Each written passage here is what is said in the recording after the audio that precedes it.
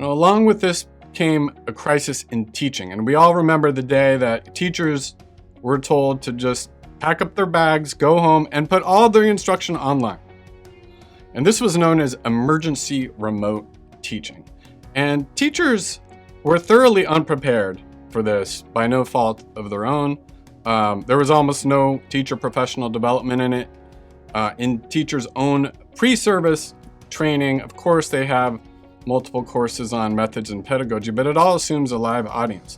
So this emergency remote teaching was kind of like building an airplane while trying to fly it. And educators really worried about the loss of learning or lapse in achievement. For example, in 2020, students made only 37% to 68% of the learning gains and were 4 to 5 months behind in reading and mathematics, respectively, relative to a typical school year.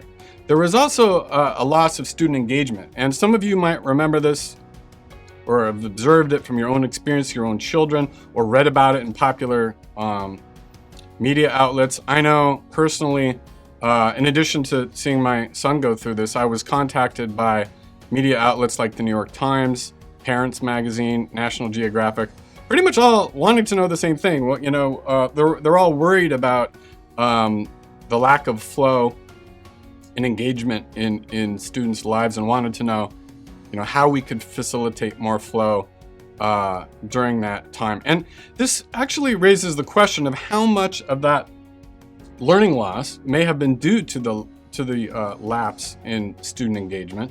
And certainly the proposition that lack of engagement contributed to the learning loss is supported when we consider how crisis affects learning